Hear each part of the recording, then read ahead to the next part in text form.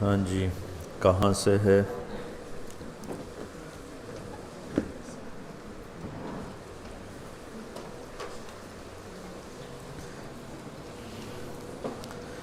میرا سبق ایسے ہوتا ہے، جو کتاب جو صفحہ سامنے رکھ دیں میں وہاں سے شروع ہو جاتا ہوں، تو میں نے کوئی شروعات تو دیکھنی نہیں ہوتی، نہ ہی مجھے آتی ہیں، تو جو موقع پہ چیز یاد آ جائے بس وہ ان کو سنا دیتا ہوں۔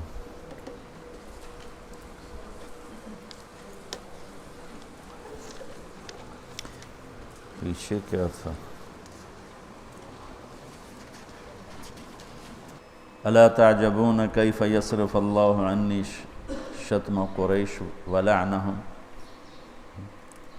یشتمون مذمما ویلعنون مذمما وانا محمد۔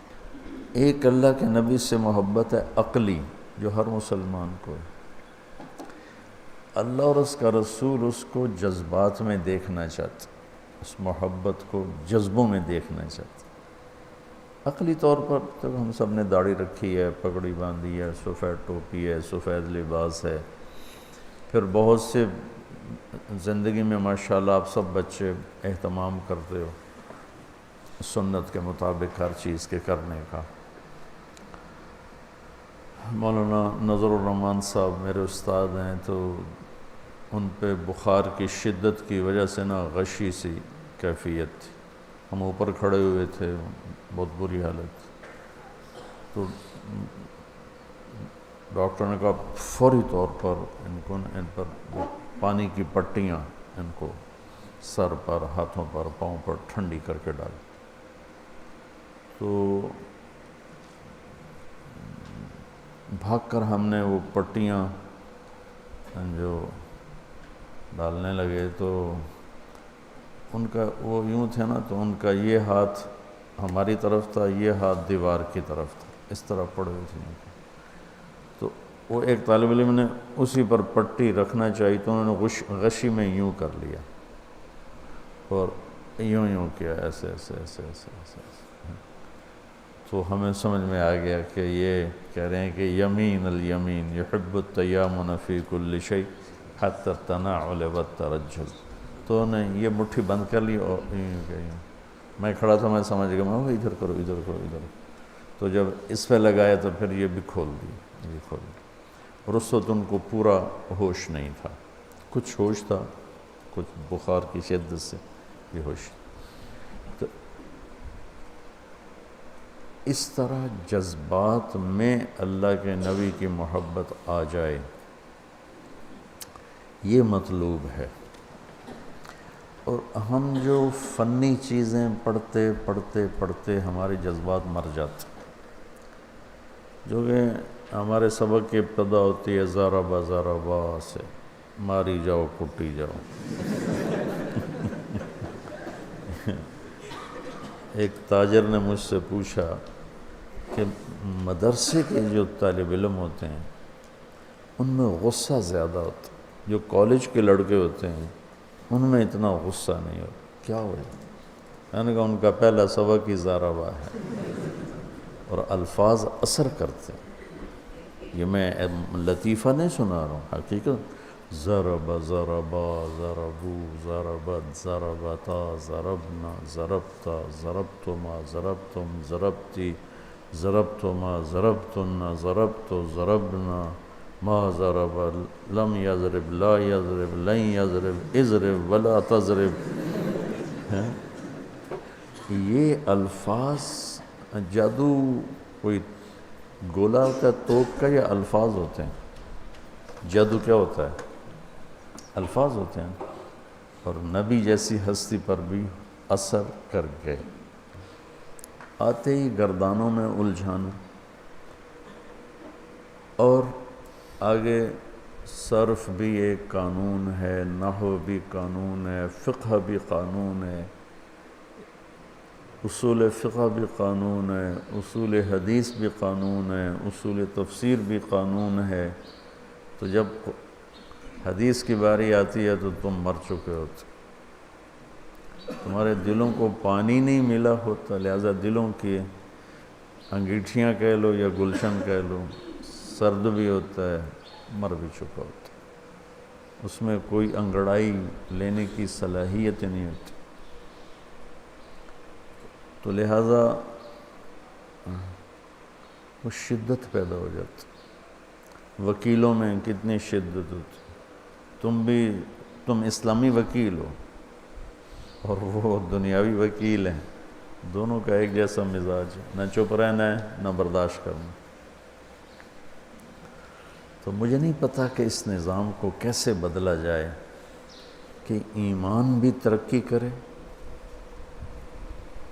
اور جو ضروریات علم ہیں اس کا بھی پتہ چلے. تو بچوں، مسئلہ دینے والوں کا ہے. قانون فقہ، قانون فقہ، قانون قانون. زمین ہی سنگ لاخ ہو گئی تو وہ اگائے گی کیا؟ ڈھیلے ہوں اگر تار تو بیکار ہے مضراب. ہائے ہائے، ہیں ساز پہ موقوف نواہائے جگر سوز. اقبال پہ قربان جاؤں، ایسا شاعر میں نے نہیں دیکھا. ہیں ساز پہ موقوف نواہائے جگر سوز، یعنی سر اور تان جو ہے وہ تو ساز پہ موقوف ہے، تو ساز انہوں نے جگر کو بنا دینا. ڈھیلے ہوں اگر تار. میرا تعلق موسیقی سے بھی رہا ہے نا بہت زیادہ، تو وہ بھی مجھے بہت کام آتا ہے. ایسے اگر میں موسیقی نہ سمجھتا تو یہ شعر بھی نہ سمجھا سکتا. تو جب ستار بجانا ہو، بینجو بجانا ہو، گٹار بجانا، تو اس کو نا کستے ہیں، پہلے تاروں کو کستے ہیں، ایسے ان کو سخت کر دیتے ہیں کہ ان پر چوٹ پڑے تو ان کی ہائے نکلے.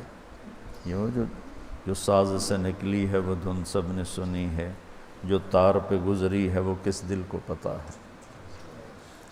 کہ وہ تار پہ وہ گزر جاتی ہے، وہ تار کو پھر ایسے اس آگے وہ پیش لگے ہوتے ہیں، وہ سخت ہو، یوں کرو تو ٹن ہوتی. تو آگے اقبال کہہ رہا ہے ڈھیلے ہوں اگر تار تو بیکار ہے مضراب.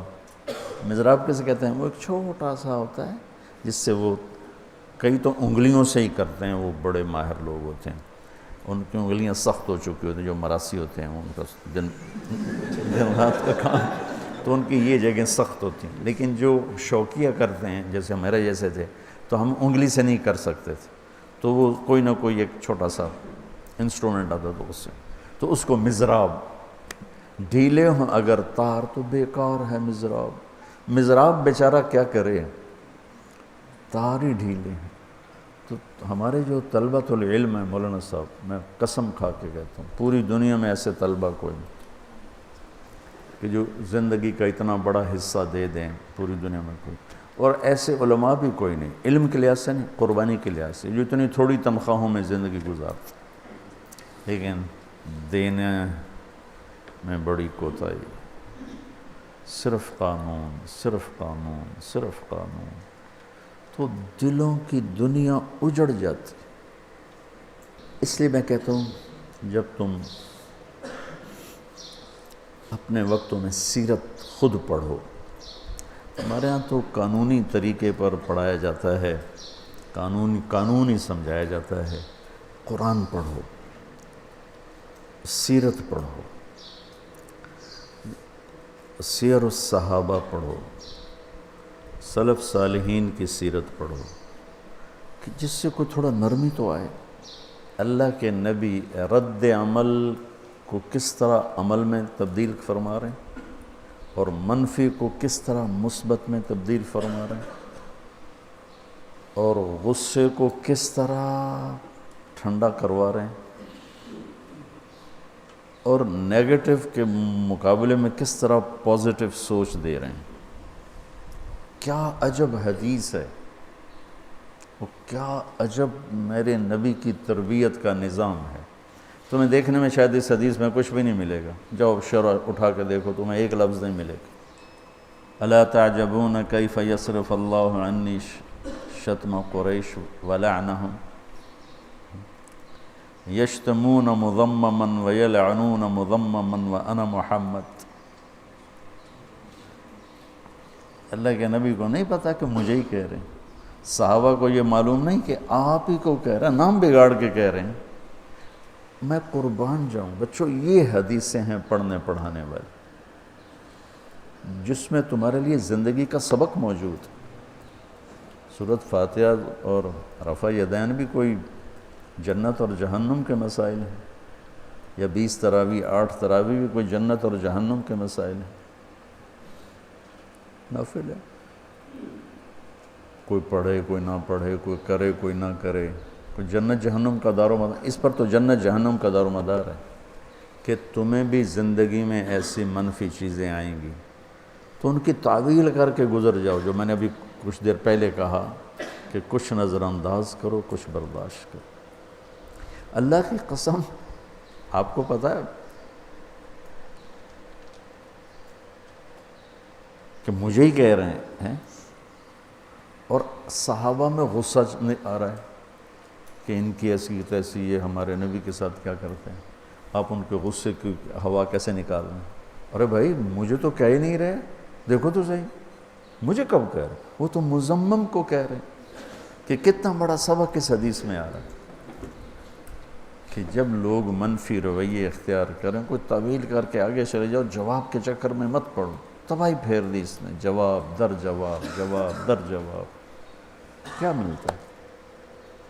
تھوڑی سی زندگی ہے اور اس کو ایسی غلط چیزوں میں، منفی چیزوں میں لگا کے چلے گئے تو کیا لے کر گئے اللہ کی بارگاہ۔ یہ بہت بڑا زندگی کا قاعدہ آپ کو دیا گیا ہے، مجھے دیا گیا ہے، سب کو دیا گیا ہے کہ منفی باتیں جب نبیوں نے سنی ہیں تو ہم کون؟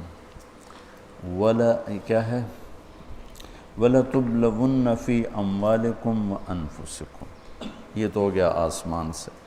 وَلَتَسْمَعُنَّ مِنَ الَّذِينَ أُوتُوا الْكِتَابَ مِنْ قَبْلِكُمْ وَالَّذِينَ أَشْرَكُوا أَذًى كَثِيرًا، اہل کتاب اور مشرکین سے سننی پڑے گی گالم گلوچ۔ اب اہل کتاب بھی کوئی نہیں اور اشرکو بھی کوئی نہیں، اب اپنے یہ بات ہو وَلَا تَسْمَعُنَّ ہے تاکید کے ساتھ، تب کیا بیٹھ کر کرو؟ آگے پڑھو۔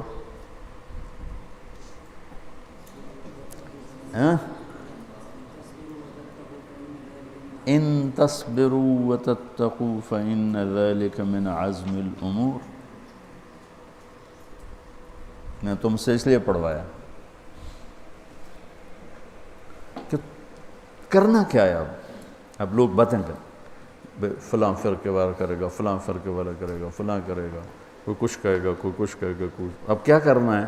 صبر اور تقوی۔ ان تصبروا وتتقوا، زندگی پانی کے بغیر ختم ہو جاتی، ہر جاندار میں پانی ایسا جزو ہے، نکال دو تو موت واقع ہو جائے گی، فوراً موت واقع ہو جائے گی۔ اسلام میں صبر پانی کی طرح ہے، صبر نکال دو اسلام مر جائے گا۔ اسلام وہ صفت ہے جس کو قرآن میں ڈھونڈو گے نا، ہر صفت کے ساتھ صبر آ رہا ہے، ہر صفت کا صبر آ رہا ہے۔ آمنوا وعملوا الصالحات وتواصوا بالحق وتواصوا بالصبر یجزون اولئک یجزون الغرفۃ بما صبروا وجزاهم بما صبروا جعلنا منهم ائمة يهدون بأمرنا لما صبروا۔ اور اللہ نے اپنے نبی سے فرمایا وَلَقَدْ نَعْلَمْ أَنَّكَ يَضِيقُ صَدْرُكَ بِمَا يَقُولُونَ، اب کیا کرنا ہے؟ فَسَبِّحْ بِحَمْدِ رَبِّكَ وَكُن مِّنَ السَّاجِدِينَ وَاعْبُدْ رَبَّكَ حَتَّى يَأْتِيَكَ الْيَقِينُ۔ تو بچوں جواب دینے میں نہ الجھنا ورنہ ٹائم ضائع ہوگا، یہی مزمم کہہ کر گزر جانا، اپنی بات سناتے رہنا کہ مثبت بات تو جائے گی تو کچھ نہ کچھ کوئی لینے والا بن جائے گا، اور تمہارے اگلا سال تمہارا آخری سال ہے، اس لیے میں نے باقی بچوں کو بھی بلا لیا کہ میں چاہتا ہوں کہ اللہ کرے کوئی میرے ذریعے سے ایک ایسا مجمع تیار ہو جائے جن کے جذبات میں اللہ رسول بستے ہوں اور جن کے اخلاق میں نبوت والے اخلاق کی مہک اور خوشبو ہو۔ تو یہ الا تعجبون کیف یصرف اللہ عنی شتم قریش ولعنہم، یشتمون مذمما ویلعنون مذمما وانا محمد، سبحان اللہ، یہی کہہ کر گزر جایا کرو، اپنوں میں، غیروں میں، رشتوں میں، نعتوں میں، بڑوں میں، چھوٹوں میں، بیوی کے سامنے، بچوں کے سامنے، اولاد کے سامنے، ماں باپ کے سامنے، چھوٹے کے سامنے، بڑے، اس قانون کو چلاتے جاؤ، سکھی ہو جاؤ۔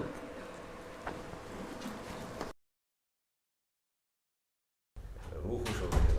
اچھا، یہ کبھی بھی ذہن اس طرف، اس تفسیر کی طرف، ہم تو یہ حدیث کی ایسے تشریح کرتے تھے کہ نبی صلی اللہ علیہ وسلم نے گویا ان کی تمسخر کیا ہے مشرکین کا، کہ یہ کیسے احمق اور بیوقوف ہیں۔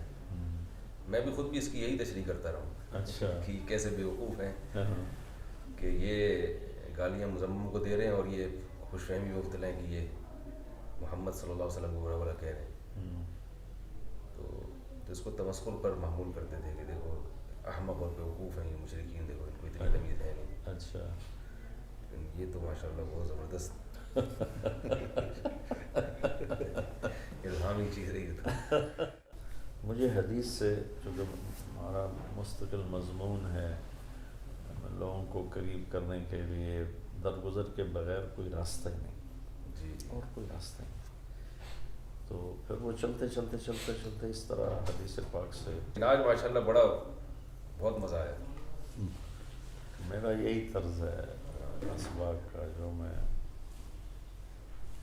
پڑھاتا ہوں، کوئی کتاب میرے آگے رکھ دیتے ہیں، جو کہ میرا کوئی مستقل ایسے سلسلہ وار سبق نہیں ہے، جی لیکن میں کوشش کرتا ہوں کہ یہ دورے کے مشکات کے بچوں کے ساتھ تھوڑی دیر بیٹھوں، تو پھر وہ کبھی کوئی آگے رکھ دیتے ہیں، کبھی کوئی آگے رکھ دیتے ہیں، تاکہ میرا ایک حصہ پڑتا رہے۔ بس وہ موقع پہ جو چیز اللہ پاک کی طرف سے آتی ہے میں ان کو سنا دیتا ہوں۔ لہجہ ہمیشہ یہی رہنا چاہیے،